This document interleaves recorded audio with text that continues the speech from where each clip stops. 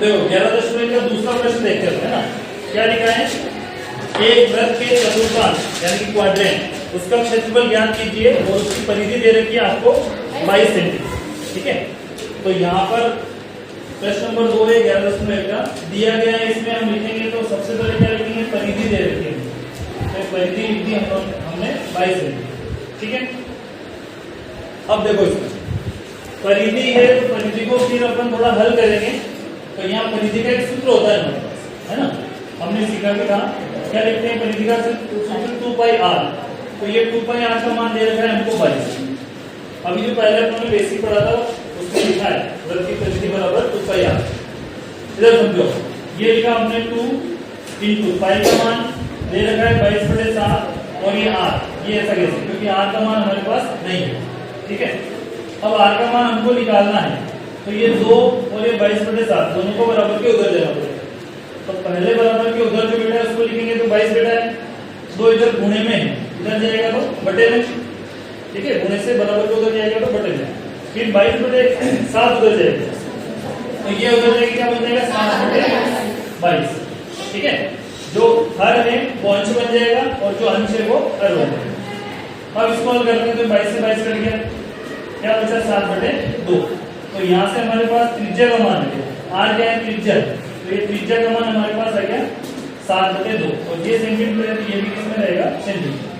ठीक है, अब उसने बोला है कि इसका त्रिज्यघन का क्षेत्रफल निकालना है, किसका, चतुर्थांश का। चतुर्थांश क्या होता है इसमें, जैसे वृत्त है ना, ये इसका केंद्र है। ठीक है, तो इस केंद्र से एक अपनों ने x अक्ष ले ली और एक अपनों ने y अक्ष ले ली। तो इसमें क्या होगा कि ये जो वृत्त है इसके 4 बराबर टुकड़े हो जाएंगे, है ना, 4 भाग हो जाएंगे। तो हर एक भाग को चतुर्थांश बोला जाता है, है ना। और उसने क्या बोला है, किसी भी एक चतुर्थांश का आपको क्षेत्रफल निकालना है। तो उसका मतलब ये होगा कि हमने जैसे समझ लिया कि इस वाले चतुर्थांश का हमको क्षेत्रफल निकालना है। तो चतुर्थांश का क्षेत्रफल निकालना है तो इसको थोड़ा सा समझते, ये हमारा वो त्रिज्यघन वाला हिस्से बन गया है ना, उसमें ये वाली त्रिज्या है और ये वाली त्रिज्या है, ये दोनों त्रिज्याओं से घिरा हुआ ये वाला जो क्षेत्रफल है यानी कि लघु त्रिज्यघन है, इसका हमको क्षेत्रफल निकालना है। तो हम यहाँ पे सूत्र वही लगाएंगे, त्रिज्यघन का क्षेत्रफल। ठीक है, और त्रिज्यघन के क्षेत्रफल में हमको 2 चीजों की जरूरत होती है, एक तो त्रिज्या और एक इसका कोण। तो त्रिज्या तो हमारे पास है 7/2, कोण की जरूरत है, तो कोण यहाँ पे हम निकाल लेते हैं और समझ लेते हैं अलग से क्या लिखना है, थीटा बराबर, ये इसको ध्यान से देखेंगे तो चतुर्थांश जब भी बनेगा तो चतुर्थांश में समकोण बनता है ना, जैसे एक टाइप से ये, और समकोण का मान कितना होता है 90 डिग्री। तो ये वाला जो कोण है कितना का है 90 डिग्री है, तो कोण का मान कितना हो जाएगा हमारे पास 90 डिग्री। ठीक है, तो त्रिज्यघन का क्षेत्रफल का सूत्र लिखेंगे, क्या लिखेंगे, θ/360 × πr²। अब यहाँ थीटा हो जाएगा हमारे पास 90 डिग्री, 360 ऐसे कैसे, पाई का मान हो जाएगा हमारे पास 22/7 और r का मान हो जाएगा 7/2 और इसकी घात 2।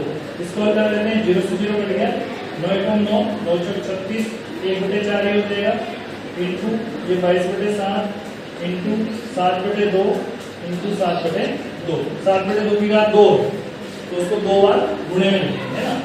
फिर क्या करेंगे, 7 से 7 कट गया, 2 से 22 को काट दो, 11, तो अंश में क्या बच रहा है 1 × 11 × 7, बटे में क्या है 4 × 2, तो ये हो जाएगा 11/77 और ये 4 × 8, ये भी पूरा पूरा नहीं कटेगा, 70/8 लिख सकते हैं। यूनिट हो जाएगी इसकी सेंटीमीटर स्क्वायर, ये हो जाएगा हमारा पूरा आंसर।